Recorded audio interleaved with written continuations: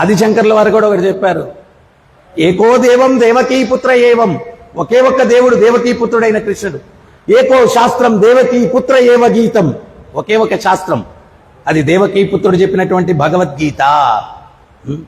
ఏకో మంత్రం తస్య నామాని అని, ఒకే ఒక్క మంత్రం, అదేంటి? హరే కృష్ణ హరే కృష్ణ కృష్ణ కృష్ణ హరే హరే హరే రామ హరే రామ రామ రామ హరే హరే. కర్మాపి ఏకం తస్య దేవస్య సేవ, ఒకే ఒక్క కర్మ చేయాల, అదేంటి? ఆ దేవదేవుని యొక్క సేవ. మిగిలిన కర్మలన్నీ ఏం చేస్తాయి?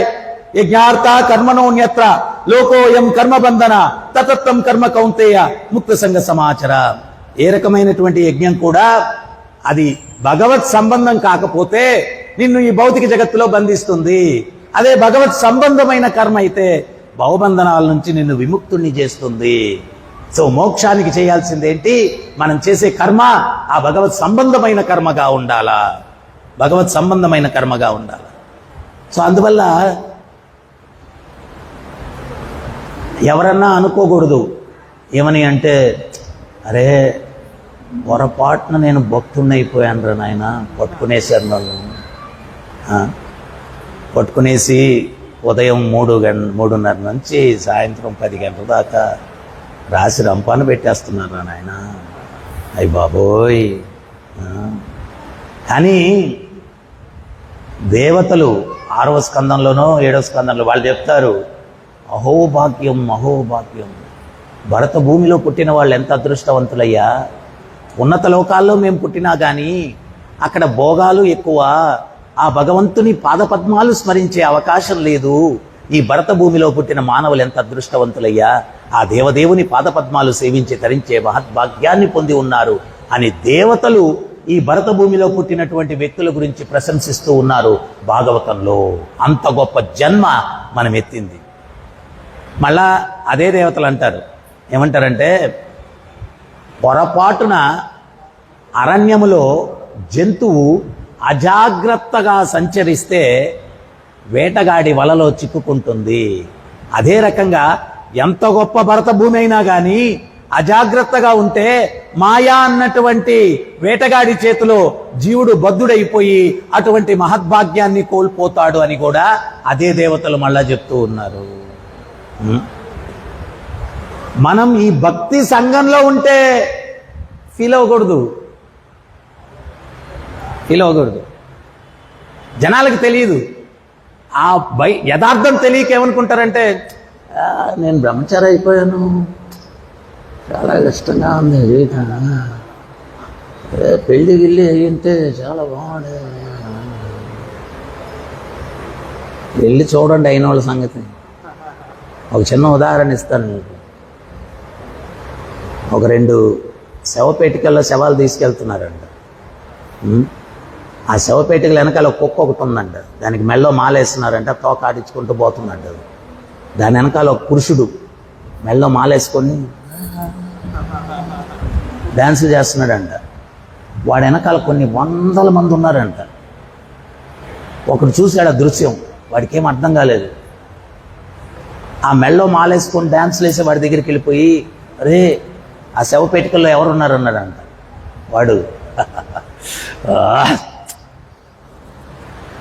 నా భార్య నా అత్త ఉన్నారన్నాడు.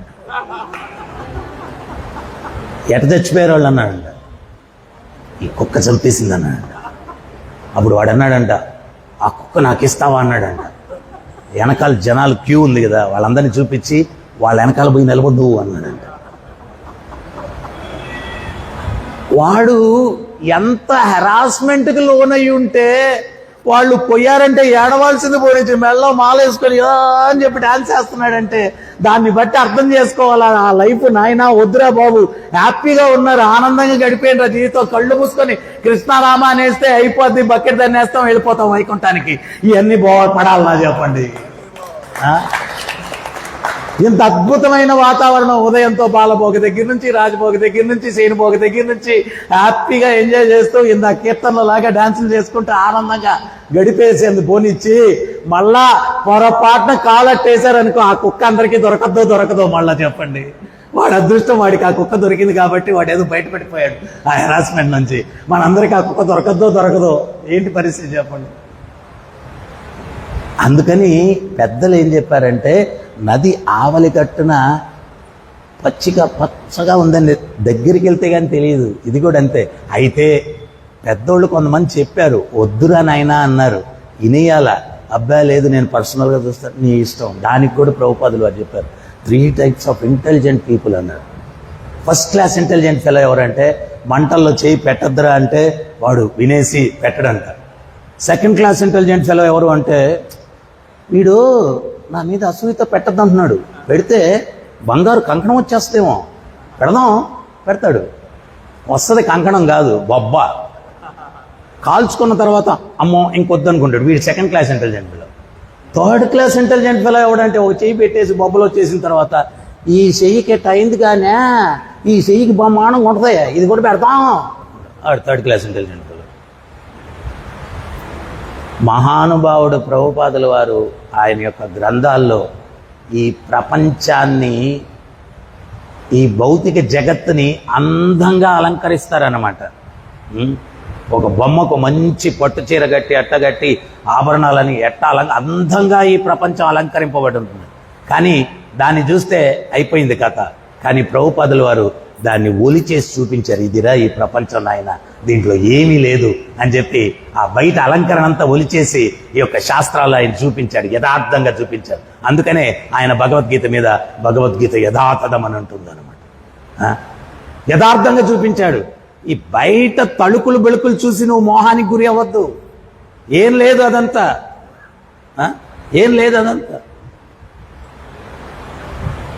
సో అందువల్ల మనం ఏంటి అంటే, ఈ యొక్క ప్రపంచాన్ని ఇట్ట చూడకూడదు, జ్ఞానచక్షువులతో చూడాలి ఈ ప్రపంచాన్ని, జ్ఞానచక్షువులతో చూడాలి.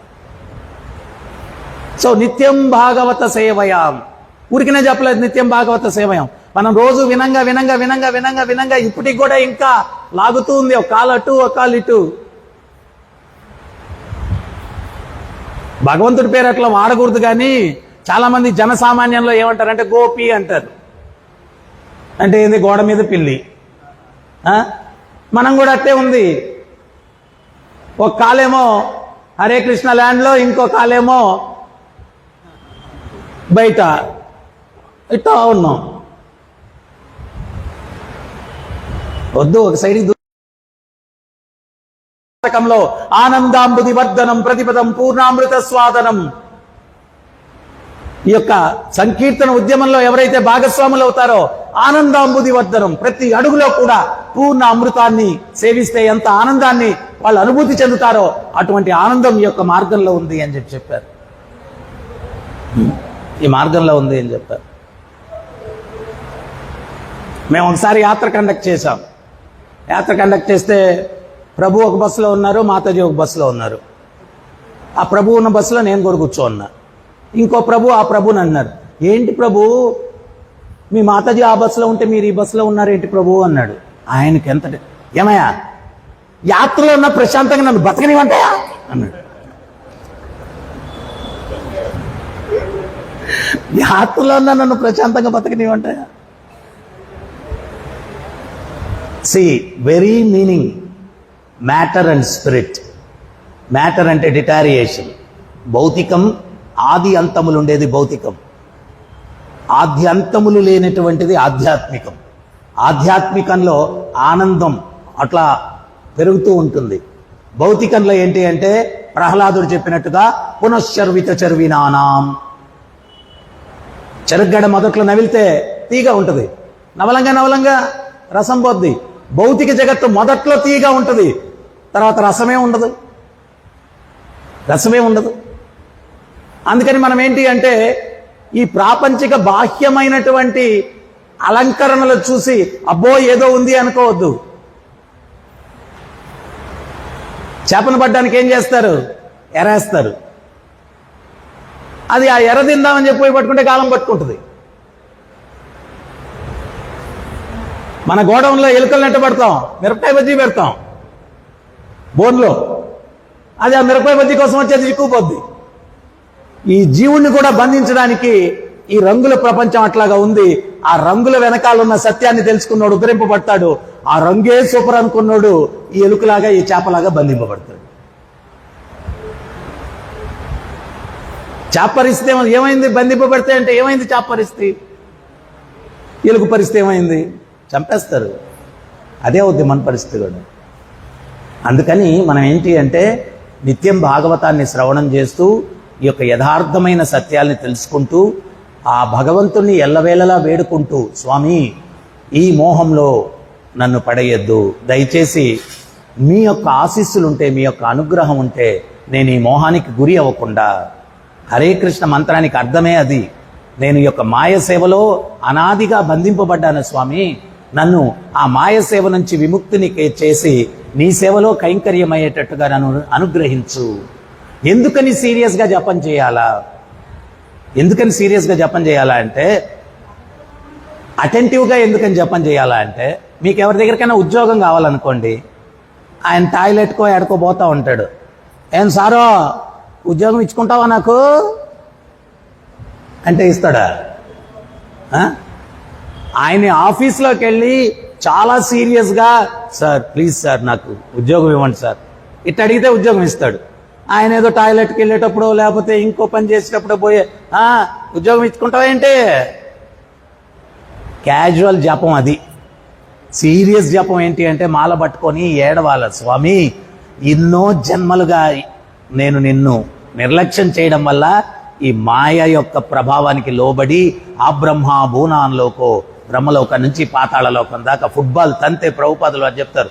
పైకి పోద్ది దమాలను కింద పడుతుంది, మళ్ళీ పైకి పోద్ది మళ్ళీ దమాలను. అట్లా ఫుట్బాల్ ఇక్కడే పైకి కింద పడుతుంది. మనం లోకాలే మార్చేస్తున్నాం. ఈ బాల్ పరిస్థితి లోకాలే చేసుకున్న కర్మను బట్టి పైకి వెళ్తున్నాం, ఒక్కోసారి కిందకి వెళ్తున్నాం. క్షీణే పుణ్యే మృత్యులోకే. పుణ్యం క్షీణిస్తే, పుణ్యం ఎక్కువ ఉంటే ఉన్నత లోకాలు వెళ్తున్నాం, పుణ్యం క్షీణిస్తే అధమ లోకాలు వెళ్తున్నాం. ఇవన్నీ చాలు చాలు చాలు చాలు. పురంధరదాసు విఠలుని దేవస్థానానికి వెళ్ళాడంట.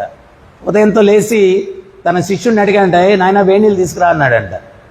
వేణీళ్ళు కాలకృత్యాలు తీర్చుకునేదానికి. ఆ శిష్యుడు మనలాగా నిద్రపోతున్నాడు. సో గురువుగారికి సేవ చేయడానికి శిష్యుడు లేడని చెప్పి భగవంతుడు ఆయన పంచపాత్రలో, గర్భగృహంలో ఉండే పంచపాత్ర, బంగారు పంచపాత్రలో నీళ్ళు తెచ్చుకుని వచ్చి ఇచ్చాడంట. ఈయన అది చూసి ఈ పాత్రలో తెచ్చిస్తామని నెత్తిని ముట్టాడంట. నేనేదో నీ శిష్యుడు నిద్రపోతున్నాడని సేవ చేయడానికి నేను వస్తే నన్ను ఆమెను ముట్టికేస్తావా? భగవంతుడు సరేనని చెప్పి పంచపాత్ర అక్కడ వదిలేసి వెళ్ళిపోయాడంట. ఉదయంతో పూజారులు తలుపులు తీస్తే పంచపాత్ర దొంగతనం అయిపోయింది. అది ఎవరి చేతిలో ఉంది? ఈయన పురంధరదాస్ ఏం చేస్తున్నాడంటే అది తిరిగి మందిరంలో ఇచ్చేస్తామని తీసుకుని వస్తా ఉన్నాడు. ఈయన దొంగని పట్టుకున్నారు, పట్టుకొని కట్టేసి కొడుతున్నారంట. కొడతా ఉంటే భగవంతుడు ఇంకో మంటపంలోకి వచ్చి కూర్చొని ఆయన చిందులేస్తున్నాడు. నేను ఉదయంతో నీకు సేవ చేయడానికి వస్తే నన్ను తంతావా, కానీ కొట్టండి కొట్టండి కొట్టండి అని చెప్పి ఎగురుతున్నాడు విఠలుడు. అప్పుడు పురంధరదాస్ ఒక కీర్తన పాడాడంట, స్వామి ఈ దెబ్బలేముందయ్యా, ఆ బ్రహ్మ భూనాన్లోకో, బ్రహ్మలోకం నుంచి పాతాళలోకం దాకా ఎన్నో జన్మలు ఎత్తి ఎన్నో దెబ్బలు తిని తిని తిని అయిపోయింది. ఈ దెబ్బలు ఏం లేకుంది స్వామి, కానీ తీర్చుకో, ప్రతీకారం తీర్చుకో అన్నాడంట. అప్పుడు భగవంతుడు అన్నాడు, ఇంకా చాలే రా పోదామని చెప్పి చేయి పట్టుకొని రా వైకుంఠానికి పోదామని తీసుకొని పోయాడు. సో ఇట్లాగా ఈ దెబ్బలే ఉన్నాయి. ఈ భౌతిక జగత్తులో దెబ్బలే, ఏం మాధుర్యం లేదు, కనిపిస్తుంది అట్లాగా, అంతేగాని. అందుకనే దీన్ని ఏమన్నారంటే మాయా సుఖం అన్నారు. మాయా సుఖమే. సో అందువల్ల మనం ఆ వైకుంఠ గుణానువర్ణని, ఆ వైకుంఠం యొక్క గుణాలు ఎట్లుంటుంది, అద్భుతం అద్భుతం. మాయవాదులు చెప్పినట్టుగా ఏమి లేకపోతే అక్కడికి వెళ్ళాల్సిన అవసరం లేదు, కానీ వైకుంఠం అద్భుతం. భగవంతుడు స్వయంగా ఉంటాడు, ఆయన యొక్క అద్భుతమైన సృష్టి ఉంటుంది. ఆకలి దప్పికలు అవన్నీ కూడా ఉండవు. ఎందుకని ఇక్కడ ఉండవు అంటే ఆ భగవంతుని చూస్తే ఇంకా అవేం అవసరం లేదు. ఇక్కడ ఏంటి అంటే ఆకలి తీర్చుకునేదానికి ఆహారం నువ్వు తినాలా, కానీ అక్కడేంటి అంటే ఆహారం ఎందుకు తింటావంటే దాని రుచిని ఆస్వాదించడానికి నువ్వు ఆహారం తింటావు, కానీ అక్కడ ఆకలి తీర్చుకునేదానికి కాదు. ఆ రుచిని ఆస్వాదించడానికి. ఇక్కడ ఎంత రుచిదైనా కానీ గులాబ్ జాములు 10 తింటే 11వ విషయం మళ్ళా కక్కేస్తాం. మేము ఇంతకుముందు ఆ చిన్న టెంపుల్ ఉన్నప్పుడు బలరాం జయంతికి ఫుడ్ కాంపిటీషన్ పెడుతున్నాం బ్రహ్మచారులు. గులాబ్ జాములు బాగా చేసి పెడితే మేము తినాలన్నమాట. ఎన్ని ఎక్కువ తింటే వాళ్ళకి ప్రైజ్ బలరాం జయంతి రోజు అక్కడ పెట్టేవాళ్ళు. అప్పుడు మన వాళ్ళు అందరూ అబ్బా చిక్కిందిరా ఛాన్స్ అనుకునేవాళ్ళు ఆ రోజు. కానీ 5-6 తినేసరికి అన్నీ అంతే, భౌతిక జగత్ అన్నీ అంతే.